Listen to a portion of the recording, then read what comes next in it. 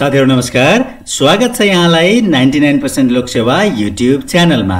आज मिति 2079 साल श्रावणको 30 गते सोमबार 2022 को अगस्त 15 तारिक गोरखापत्र तथा कान्तिपुर दैनिकका लोकसेवासँग सम्बन्धित समसामयिक राष्ट्रिय तथा अन्तर्राष्ट्रिय घटनाक्रमहरूको संगालो डेली करेन्ट एफेयर्स साथसाथै लेखनसिपका लागि महत्त्वपूर्ण मानिने सम्पादकीय तथा लेख समेटिएको यस भिडियोले यहाँको लोकसेवा तयारीमा पक्कै पनि टेवा पुग्नेछ भन्ने हामीले विश्वास लिएका छौं।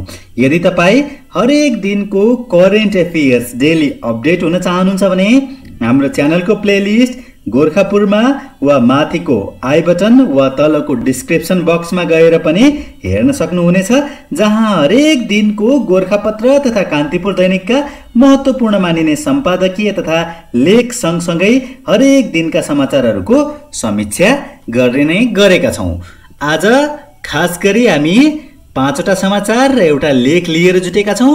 5वटा समाचारमा सेतो हात्ती बन्न सक्छ पोखरा विमानस्थल भन्ने एउटा यो पोखरा क्षेत्रीय तथा अन्तर्राष्ट्रिय विमानस्थल बन्दै गरेको खबर हो। यसका साथसाथै नेपालमा हाल सञ्चालन भएका 34वटा विमानस्थल कुन कुन हुन्, 19वटा जुन स्थगित छन् तिनका नाम सहित 3वटा सञ्चालनको क्रममा या निर्माणको क्रममा रहेका छन् त्यसको बारेमा जानकारी लिनेछौं।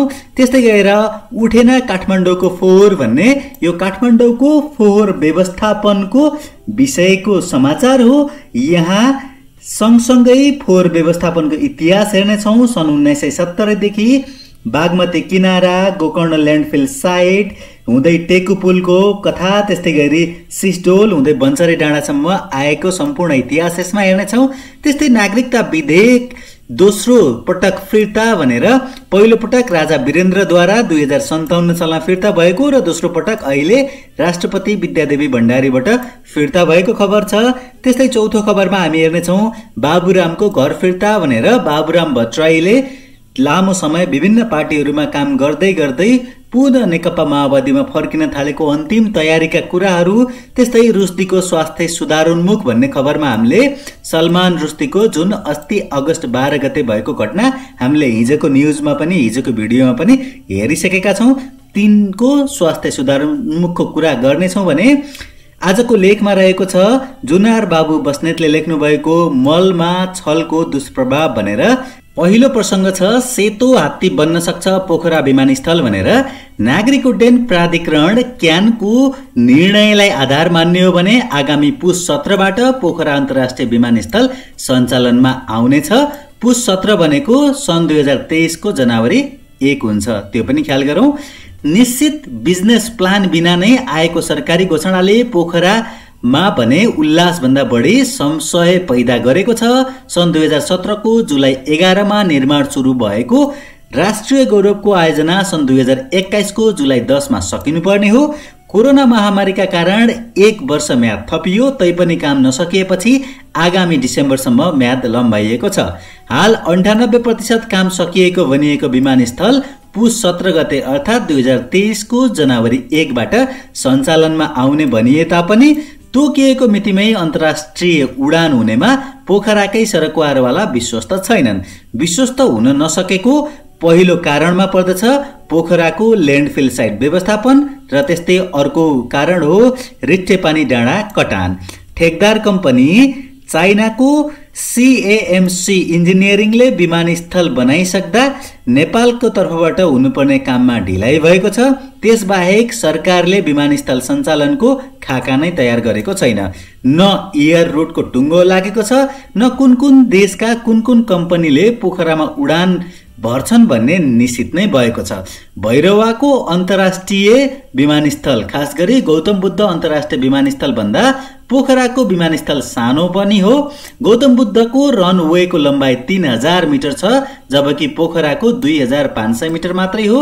यहाँ 150 देखि 180 सिट संख्या भएका एयरबस 320 र बोइङ 757 वा सो सरहका जहाज मात्रै आउजाउ गर्न सक्छन्। सानो जहाज चलाउँदा लागत बढी पर्ने भएकाले पोखराबाट उड्दा यात्रुलाई भैरवा भन्दा महँगो हुने सम्भावना रहेको छ भन्ने खबर सँगसँगै यहाँनिर हामी हेर्छौं नागरिक उड्डयन प्राधिकरणको वेबसाइटमा अपडेट गरिएको नेपालका हालका एयरपोर्टहरू 34 वटा एयरपोर्टहरू सञ्चालनमा रहेका छन्, जसमा त्रिभुवन अन्तर्राष्ट्रिय विमानस्थल, गौतम बुद्ध अन्तर्राष्ट्रिय विमानस्थल, Biratnagar airport, Nepalgunj airport, Pokhara airport, Chandragadhi airport, Rajbiraj airport, Janakpur airport, Simara airport, Bharatpur airport, Dhangadhi airport, Surkhet airport, Dang airport, Taplejung airport, Tumlingtar airport, Bhojpur airport, Thamkharka airport. त्यसैगरी 18औं नम्बरमा छ Manmaya Rai Khanidanda airport, Lamidanda airport, Rumjatar airport, Phaplu airport, Tenzing Hillary या लुक्ला एयरपोर्ट,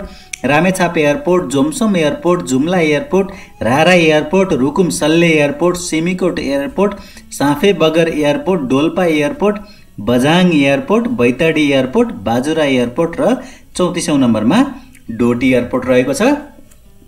त्यस्तै अपरेसनमा नभएका या हाल स्थगित रहेका एयरपोर्टको संख्या 19 वटा रहेको छ। त्यसमा Baglung airport, Rukum Chaurjahari airport, Darchula airport, Dhorpatan airport, Phalgunanda airport, Gorkha airport, गुल्मीको रेसुङ्गा एयरपोर्ट, जिरी एयरपोर्ट, त्यस्तै कागेल डाँडा एयरपोर्ट, त्यस्तै काजी चण्डेश्वरी एयरपोर्ट, त्यस्तै गरी Langtang airport, Mahendranagar airport, Manang airport, Dolpa Masinechaur airport, Meghauli airport, Rolpa airport, Syangboche airport, Tikapur airport र कालीकोट एयरपोर्ट यिनी चाहिँ अहिले बन्द अवस्थामा रहेका छन् भने 3 वटा एयरपोर्टहरू अन्डर कन्स्ट्रक्सनमा रहेको जनाइएको छ। त्यहाँ Pokhara regional international airport, Nijgadh international airport र अर्घाँची एयरपोर्ट। अब हामी अर्को न्युज हेर्छौँ। उठेन काठमाडौँको फोहोर भन्ने। काठमाडौँ महानगरपालिकाका मेयर बालेन्द्र शाहले महानगरका 152 वटा गाडीले शनिबार बन्चरे डाँडामा फोहोर विसर्जन गरेको भन्दै सामाजिक सञ्जाल मार्फत जानकारी दिए। कुनै अवरोध नभएमा दैनिक 350 वटा गाडीले बन्चरे डाँडामा फोहोर विसर्जन गर्ने उनले जनाएका थिए। मेयर शाहको आशा 24 घण्टा नबित्दै निराशामा परिणत भयो। फोहोर बोकेर ल्यान्डफिल साइट गएका टिप्परले आइतबार बिहानै नुवाकोटको कागते गाउँमा बाख्रा किचेपछि स्थानीयले बाटो अवरुद्ध गरे।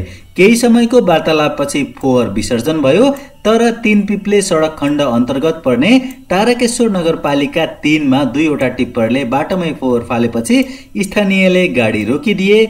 आइतबारदेखि बिना अवरोध फोहोर उठ्ने अपेक्षा गरे पनि सामान्य विवादका कारण फोहोर उठ्न सकेन। बाख्रा किचेपछि उत्पन्न विवाद समाधान भए पनि सडकमै फोहोर विसर्जन गरिदिएपछि पुनः समस्या भएको महानगरका प्रवक्ता नवीन मानन्दरले जनाए। उनका अनुसार स्थानीयले सडकमै फोहोर विसर्जन गरेको भन्दै आइतबार दिनभरि विरोध जनाएका थिए। आइतबार बिहान बन्चरे डाँडामा करिब 100 टिप्परले फोहोर व्यवस्थापन गरेका महानगरले जनाएको छ। सडकमै फोहोर विसर्जन गर्ने टिप्पर चालकलाई नियन्त्रणमा लिई 25,000 रुपियाँ जरिवाना गराइएको महानगरले जनाइएको छ। यति बेला हामी काठमाडौँको समग्र ल्यान्डफिल साइटको इतिहास कस्तो छ भनेर हेर्यौं भने खास गरी इतिहास सुरु हुन्छ सन् 1970 देखि 1986 सम्म बागमतीको किनारमा काठमाडौँको ल्यान्डफिल साइट बनाउन सुरु गरियो। त्योभन्दा पहिला खासै ल्यान्डफिल साइटको प्रयोग गरिएको थिएन, किनकि जनसङ्ख्या अत्यन्तै कम थियो, जसले गर्दा फोहोर लगभग घरबारीमै समेट्न सकिन्थ्यो। त्यस्तै गरी दोस्रो ल्यान्डफिल साइट हो गोकर्ण ल्यान्डफिल साइट, जुन 1986 देखि 2000 सम्म कायम रह्यो। पछि त्यहाँ पनि विवाद आएर त्यो बन्द भइसकेपछि फेरि सन् 2000 देखि 2005 सम्म बागमतीकै किनारमा ल्यान्डफिल साइट बनाइयो। त्यसपछि सिस्टोल ल्यान्डफिल साइट सुरु भयो। सन् 2005 देखि 2022 सम्म यो कायम रह्यो। यसको केही विवादहरू त तपाईँ हामीले न्युजमा सुनिरहेका छौँ। त्यसैगरी 5औं नम्बरमा चाहिँ बन्चरे डाँडा ल्यान्डफिल साइट सन् 2022 देखि सुरु हुँदैछ यो ल्यान्डफिल साइट। यसको समग्र इतिहास हाम्रो च्यानलको प्लेलिस्टमा गएर हेर्न सक्नुहुनेछ। History of landfill site of Kathmandu भनेर हेर्नुभयो भने समग्र के कसरी रहेको थियो ल्यान्डफिल साइटको इतिहास भन्ने त्यहाँ हेर्न सकिन्छ। तलको डिस्क्रिप्सनमा यसको लिंक राखिएको हुनेछ। ओके, अब त्यसैगरी अर्को खबर हेरौं। नागरिकता विधेयक दोस्रो पटक फिर्ता भन्ने। नागरिकता सम्बन्धी विधेयक दोस्रो पटक राष्ट्राध्यक्षबाट फिर्ता भएको छ। तत्कालीन राजा वीरेन्द्र शाहले 2057 सालमा संसदबाट पारित नागरिकता विधेयकलाई फिर्ता गरेका थिए। उनले अदालतको राय सहित विधेयक फिर्ता गरेका थिए। राष्ट्रपति विद्यादेवी भण्डारीले भने संविधानको धारा उद्धृत गरेर मुख्य 9 सवाल उठाउँदै आइतबार नागरिकता विधेयकलाई पुनर्विचारका लागि संघीय संसदमै फिर्ता गरेकी हुन्। विधेयक फिर्ता लिने राष्ट्रपतिको कदमको पक्ष र विपक्षमा मत देखिएको छ। सत्तारूढ कांग्रेस, माओवादी, जनता समाजवादी पार्टी लगायतले असन्तुष्टि जनाएका छन् भने प्रमुख विपक्षी एमालेले स्वागत गरेको छ। एमालेले नेपाली पुरुषसँग विवाह गर्ने विदेशी महिलालाई 7 वर्षपछि मात्रै वैवाहिक अंगीकृत नागरिकता दिनुपर्ने धारणा राख्दै आएको थियो। दुवै संसदमा बहुमतले पारित गरेको नागरिकता विधेयकले मधेसमा रहेको समस्या समाधान गरे पनि महिलाले उठाउँदै आएको विषयलाई सम्बोधन गर्न नसकेको विषयमा पनि आलोचना हुँदै आएको थियो। संवैधानिक व्यवस्था अनुसार सोमबारसम्म राष्ट्रपति भण्डारीबाट विधेयक प्रमाणीकरण वा फिर्ता गर्ने समय थियो। यसबीच विधेयकको पक्ष र विपक्षमा रहेका दुवै समूहले राष्ट्रपति भण्डारीसँग भेट गर्दै सुझाव दिएका थिए। सभामुख अग्निप्रसाद सापकोटाले साउन 15 मा प्रमाणित गरेर विधेयकलाई प्रमाणीकरण गर्न शीतल निवास पठाएका थिए। अब यसपछि अर्को खबर हेर्छौं। बाबुरामको घर फिर्ता भन्ने संविधान जारी भए लगत्तै 2072 असोज 9 गते एकीकृत माओवादी परित्याग गर्दा पूर्व प्रधानमन्त्री बाबुराम भट्टराईले भनेका थिए, चुहिएको घरमा फर्केर जाने होइन, नयाँ घर बनाउने हो। काठमाडौँमा आयोजित पत्रकार सम्मेलनमा भट्टराईले संविधान जारी भएपछि पुरानो राजनीतिक दलको औचित्य सकिएको दाबी पटक पटक गरेका थिए। उनले भनेका थिए, पुँजीवादी क्रान्ति सम्पन्न गर्नका लागि नेकपा माओवादी बनाइएको थियो। अब एउटा कालखण्डको काम पूरा गर्यौं। अब त्यही पुरानो पार्टी अगाडिको दिशामा पुग्दैन, नयाँ सोच आवश्यक भइसकेको छ। नयाँ सोच र नयाँ घरको कुरा गरेर बाहिरिएका भट्टराई करिब 7 वर्षपछि त्यही पुरानो घरमा ओत लाग्दैछन्। आउँदो प्रतिनिधि सभा र प्रदेशसभा निर्वाचनमा उनले माओवादी केन्द्रकै चुनाव चिन्हमा लड्ने मौखिक सहमति दिइसकेका छन्। अब सोमबार लिखित सहमति गर्ने तयारी रहेको छ। वैचारिक रूपमा कम्युनिस्ट विचारधारा छाडेका भट्टराईले अब माओवादीसँग चुनावी घोषणापत्र पनि जारी गर्नेछन्। आइतबारसम्म भएको मौखिक सहमतिमा रातारात कुनै प्रलय नआए अब भट्टराईको चुनाव चिन्ह पनि गोलाकार भित्रको हँसिया हतौडा हुनेछ। भट्टराई 1 दशकपछि गोलाकार भित्रको हँसिया हतौडा चिन्हमा चुनाव लड्न लागेका हुन् भन्दै अब यहाँनिर हेरौँ बाबुराम भट्टराईको राजनीतिक उतार चढाव भनेर। विक्रम सम्वत 2039 सालमा कम्युनिस्ट पार्टी सदस्यता प्राप्त गरेका थिए। मोहन विक्रम सिंह नेतृत्वको चौममा सक्रिय, पछि नेकपा मसालमा प्रवेश। विक्रम सम्वत 2048 सालमा मसालबाट विद्रोह, नेकपा एकता केन्द्रसँग एकता। विक्रम सम्वत 2051 सालदेखि नेकपा माओवादीमा। त्यस्तै 2052 सालमा सुरु जनयुद्धको नेतृत्व तहमा। त्यस्तै 2065 सालदेखि माओवादीको उपाध्यक्ष पद। त्यस्तै 2068 असोज 12 देखि 2069 फागुन 30 सम्म प्रधानमन्त्री रहेका थिए। विक्रम सम्वत 2064 र 2070 सालको संविधान सभा सदस्य निर्वाचित भएका थिए। विक्रम सम्वत 2072 असोज 9 मा माओवादी पार्टी र संसद सदस्य पद त्याग गरे। विक्रम सम्वत 2073 जेठ 30 मा नयाँ शक्ति पार्टी घोषणा गरे। त्यस्तै 2074 को प्रतिनिधि सभा सदस्य निर्वाचनमा कांग्रेससँग तालमेल गरेर गोरखाबाटै निर्वाचित भए। विक्रम सम्वत 2076 वैशाख 23 मा संघीय समाजवादी फोरमसँग एकता गरेर समाजवादी पार्टी गठन गरे। त्यस्तै विक्रम सम्वत 2077 वैशाख 10 मा समाजवादी पार्टी र राजपा बीच एकता। त्यस्तै नयाँ पार्टी जसपा बन्यो। त्यस्तै गरी 2079 असार 29 मा जसपाबाट पनि उनी अलग भए। अब यसपछि अर्को खबर हेर्छौं। रुस्दीको स्वास्थ्य सुधारोन्मुख भनेर विश्वचर्चित लेखक सलमान रुस्दीको स्वास्थ्यमा क्रमिक सुधार आएको छ। उहाँको स्वास्थ्य स्थिर भएसँगै उहाँलाई चिकित्सकले भेन्टिलेटरबाट निकालेर सामान्य शय्यामा उपचार गरिरहेका छन्। उहाँ बोल्न थाल्नु भएको छ। रुस्दीको साथी आतिश तासिरले उहाँले ख्यालठट्टा गर्न थाल्नु भएको सामाजिक सञ्जालमा लेख्नु भएको छ। विवादास्पद सटानिक भर्सेजका 75 वर्षीय लेखकमाथि गत शुक्रबार पश्चिमी न्युयोर्कमा आयोजित एक प्रवचन कार्यक्रममा 24 वर्षीय हादी माटरले चक्कु प्रहार गरी हत्याको दुष्प्रयास गरेका थिए। माटरले उहाँको घाँटी, पेट र हातमा चक्कुले पटक पटक प्रहार गर्दा उहाँ गम्भीर घाइते हुनुभएको थियो। यसैबीच आक्रमणकारी माटरले हत्या र आक्रमणको आरोपमा आफू दोषी नभएको बयान दिएका छन्। सन् 1981 मा प्रकाशित भएको उहाँको उपन्यास मिडनाइट चिल्ड्रेनमा भारतका तत्कालीन प्रधानमन्त्री इन्दिरा गान्धीको तीक्ष्ण आलोचना गर्नुभएको थियो।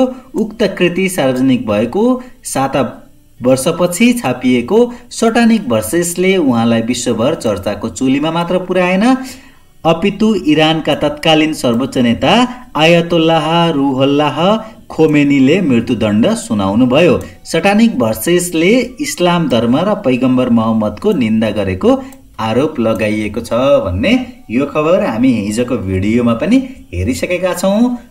सलमान रुस्दीको खास जन्म चाहिँ भारतमा भएको, त्यसपछि उहाँ चाहिँ इङ्ल्यान्डको नागरिक भएर अहिले पछिल्लो समय अमेरिकाको एउटा कार्यक्रममा उहाँमाथि आक्रमण भएको खबर हामीले हिजो पढिसकेका छौँ।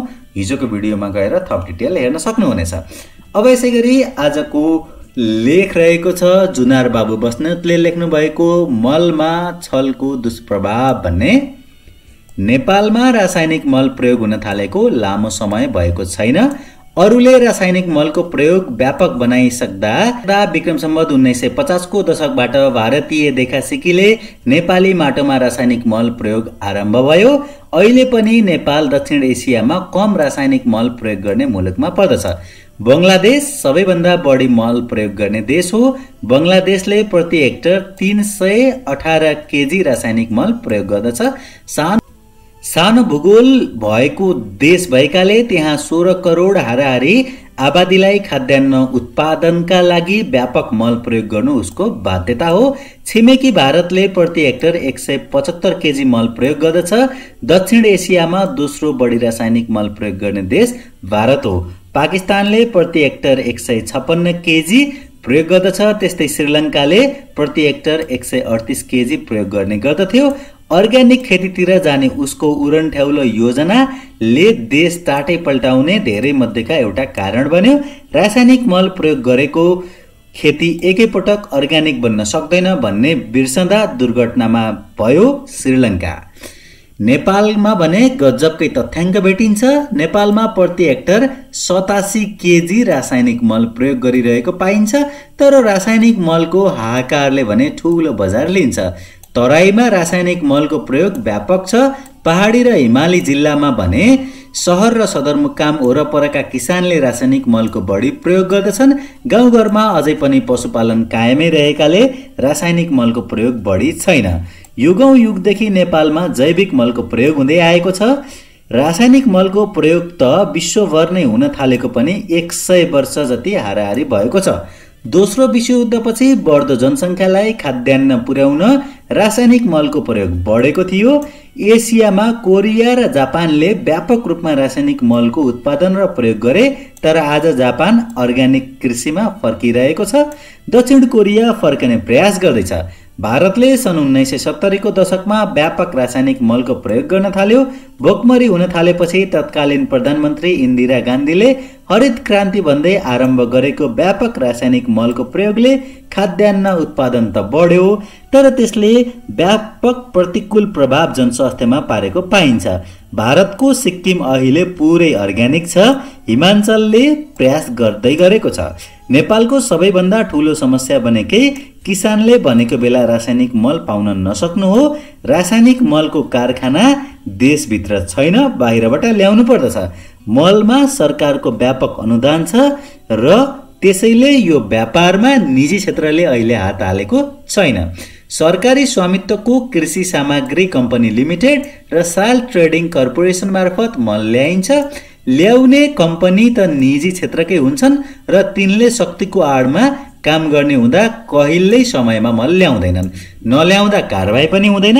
विदेशबाट मल ल्याउने प्रक्रिया अगाडि बढेको छ, तर नेपाली किसानले कहिले मल समयमा पाएका छैनन्। अहिले पनि पाउने सम्भावना देखिएको छैन। समयमा प्रयोग नगरेको मलले कृषि उत्पादनमा प्रतिकूल प्रभाव पार्दछ। कृषि उत्पादन र उत्पादकको त घटाउँछ, घटाइरहेकै छ पनि। यही प्रवृत्तिले कृषि धरापमा पर्ने जोखिममा रहेको छ। नेपालमा मलमा अनुदान बन्द गरिएको थियो। कृषि सुधारका लागि मलमा अनुदान ठूलो समस्या रहेको भन्दै दात्री निकायले दबाब दिएपछि नेपालले सन् 1999 मा मलमा अनुदान बन्द गरेको थियो। निजी क्षेत्रले मल ल्याउँदा तुलनात्मक रूपमा किसानले मल पाउन थालेका थिए।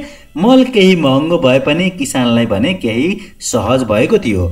मलको वितरण साझा सहकारीबाट हुने हुँदा निजी क्षेत्र यो व्यापारमा प्रवेश गर्न त्यति बेला पनि त्यति खुसी भने थिएनन्। तर सन् 2009बाट नेपालमा फेरि मलमा अनुदानको युग सुरु भयो। त्यस यता किसानले कहिल्यै मल समयमा पाउन सकेका छैनन्। सन् 2008मा विश्वव्यापी खाद्य सङ्कट भएपछि त्यो श्रृङ्खला रोक्न नेपालमा मलमा अनुदान दिन थालियो। मलको अनुदान किसानका लागि भन्दा बढी भ्रष्टाचार र अनियमिततामा जाने भएकाले पनि सरकारमा बस्नेहरू भ्रष्टाचार र अनियमितता हुने गरी मलमा अनुदान दिन चाहन्छन्। नीतिगत सुधारमा उनीहरूको चासो हुँदैन। मलको अनुदानमा ठूलो नीतिगत खोट छ र त्यो खोट सुधार नगर्दासम्म नेपालमा किसानले कहिल्यै समयमा मल पाउने छैनन्। कृषिमा सुधार पनि आउने छैन। अब झनै मल पाउन जटिल हुनेछ। रुस र युक्रेनको युद्धपछि मल कारखानाका लागि बढी लगानी आवश्यक हुने भयो। ग्यास र कोइला असाध्यै महँगो हुँदा आगामी दिनमा मल सस्तो हुने छँदै छैन। नेपालमा स्वदेशमै मल कारखाना खोल्ने कुरा 30 वर्षदेखि उठेको हो। तत्कालीन कृषि मन्त्री शैलजा आचार्यले मलमै भएको भ्रष्टाचारका कारण पदबाट राजीनामा दिनुभयो र देशभित्रै मल कारखाना नहुँदासम्म किसानले सहज मल नपाउने घोषणा गर्नुभएको थियो। सरकारमा बस्नेहरू मल कारखाना खोल्ने कुरा गरिरहन्छन्, अहिले पनि गरिरहेका छन्। तर नेपालमा रासायनिक मल कारखाना खोल्नु फलामको चिउरा सरह छ। ठूलो लगानी, सानो बजार र नेपालमा उत्पादन भएको मल तुलनात्मक रूपमा महँगो पर्ने हुँदा बाहिरको बजारको सम्भावना न्यून छ। त्यसैले रासायनिक मलको सपनामा भन्दा वैकल्पिक उपयोगको नीतिगत खोजी उपयुक्त हुने देखिन्छ। नेपालमा वार्षिक 11 लाख मेट्रिक टनसम्म रासायनिक मलको माग हुन सक्ने आकलन रहेको छ। 7-8 लाख टन मेट्रिक टन त सहज रूपमा खपत हुन्छ नै। किसानको मागले यही देखाउँछ। तर मागको 63% भन्दा बढी आपूर्ति हुन सकेको छैन। आपूर्ति हुन नसक्नुमा अनुदान र यसको प्रक्रियागत झन्झट नै सबैभन्दा बढी दोषी देखिन्छ। चालु आर्थिक वर्षको बजेटमा कृषि क्षेत्रमा 55 अर्ब 97 करोड रुपियाँ विनियोजन गरिएको छ। कृषि तथा पशु विकास मन्त्रालयका लागि 24.24% बजेटमा वृद्धि गरिएको छ। गत आर्थिक वर्षमा 45 अर्ब 16 करोड रुपियाँ मात्र कृषि बजेट विनियोजन गरिएको थियो। तर मल अभाव गत वर्ष नै धेरै भयो। यो पटकको कृषि क्षेत्रको विशेषता के छ भने प्रदेश र स्थानीय तहको समेत लागत साझेदारीमा सञ्चालन हुने आत्मनिर्भर कार्यक्रमका लागि 10 अर्ब रुपियाँ विनियोजन गरिएको छ। यो रकम कसरी खर्च हुन्छ भन्ने स्पष्ट छैन। अधिकांश कृषि योजना नेपालमा उत्पादन र उत्पादकको बढाउनु होइन, कार्यकर्ता पोस्नका लागि प्रयोग गरिने विगत छ। व्यावसायिक कृषिका नाममा प्याक्ट भन्ने संस्थाबाट वर्षौंसम्म ठूलो लगानी भयो। कृषिमा अनुदानका नाममा भ्रष्टाचार र कार्यकर्ता पोस्ने भन्दा बढी काम गरेन। प्याक्टले विश्व बैंकको अनुदान पाउने भएपछि रातारात देशभर शक्तिमा आड भएका किसान बने। मन्त्रालयका अधिकारीहरूका नक्कली कृषि फर्म तयार भए। तिनले व्यवसायिक कर्म थालेको नाटक गरे। तर जसै परियोजना सकियो सेलायो। भ्रष्टाचारीहरूलाई उन्मुक्ति मिल्यो, अख्तियार निदायो भन्नेहरू पनि छन्। नेपालमा कृषिलाई व्यावसायिक उत्पादनमूलक बनाउनु छ भने मल आयातमा होइन, किसानलाई प्रत्यक्ष नगद अनुदान दिने नीति लिनुपर्छ। अब स्थानीय तहले नै यो काम गर्न सक्दछ। किसानको खेती उत्पादन र कर्म अनुसार अनुदान दिन सकिन्छ। मल आयातलाई सरकारी नियन्त्रणमा होइन, खुला बजार प्रणालीमा लैजानु पर्दछ। किसानलाई मलमा अनुदान दिँदा विभिन्न तवरले वर्गीकरण गरी बढी अर्ग्यानिक प्रयोग गर्नेलाई बढी अनुदानको नीति लिँदै जानुपर्ने हुन्छ। फोहोरबाट देशभर नै अर्ग्यानिक मलका कारखानाको बाटो खुल्दछ। त्यसलाई सरकारले प्रोत्साहन दिने नीति ल्याउनु पर्दछ। रासायनिक मल ल्याउन निजी क्षेत्रलाई खुल्ला गर्दा त्यसले प्रतिस्पर्धात्मक तवरले व्यवसाय बढ्दछ। त्यसको केही वर्षका लागि कर तथा भन्सार लगायतमा छुट तथा कर फिर्ताको नीति लिएर मल आपूर्ति व्यवस्थालाई सहज बनाउन सकिन्छ। चालु आर्थिक वर्षमा मलकै लागि 16 अर्ब रुपियाँ अनुदानका लागि दिइने भनिएको छ। तर किसानले समयमा मल पाउने सुरसार छैन। मलको अनुदान किसानको खातामा जाने र मल बजारमा पाउने हो भने समस्या समाधान हुन्छ। सरकारी संयन्त्रले नियन्त्रण गरी व्यापार गर्दा कहिल्यै पनि किसानले समयमा मल पाउन सकेको देखिएको छैन। एक बोरा मलका लागि किसानको कयौं दिन खेर जान्छ। त्यो समय झन्झट र दुःख हेर्ने हो भने सरकारले अनुदानले किसानलाई खासै काम गरेको छैन। मल पाए किसान किन्न तयार छन्। भारतीय सीमाबाट चोरीको मल नआउने हो भने तराईका किसानले खेती गर्न सक्ने नै छैनन्। भारतमा अनुदानको मल चोरीबाट आउँछ, तर कतिपय मल कम गुणस्तरको हुने गर्दछ। कम गुणस्तरकै भएपछि नेपाली किसानलाई चोरीको बाटोबाट दिइन्छ, त्यसैले खेतबारी बिग्रिँदै गएको छ। त्यसैले मलमा छल होइन, अब नीतिगत सुधारको जरुरी छ। मल राजनीतिक वस्तु जस्तै भएकाले लोकप्रियताका लागि सरकारमा बस्नेहरूले नीतिगत परिवर्तन सजिलै गर्ने छैनन्। सुधारले भ्रष्टाचार र अनियमितताको जालो समेत रोक्नेछ। किसान र किसान सम्बन्ध सङ्घ सङ्गठनले नीतिगत सुधारको विमर्श अगाडि बढाउँदा नै निकासको सम्भावना हुन्छ। दीर्घकालमा त नेपालले जैविक खेतीकै बाटो जानुपर्दछ र त्यसैबाट उत्पादन, उत्पादकत्व र जनस्वास्थ्यमा अनुकूल प्रभाव पर्ने सुनिश्चित छ भन्ने लेख पनि यहीँ सकायौँ। यतिन्जेल हेरेर र सुनेर साथ दिनुभयो यहाँहरू सम्पूर्णलाई धेरै धेरै धन्यवाद। हाम्रो यो श्रृङ्खला पुनः भोलि यति बेला भोलिको प्रसङ्ग लिएर जुट्नेछौँ। त्यतिन्जेलसम्मको लागि बिदा दिनुहोस्। हस्त, धन्यवाद।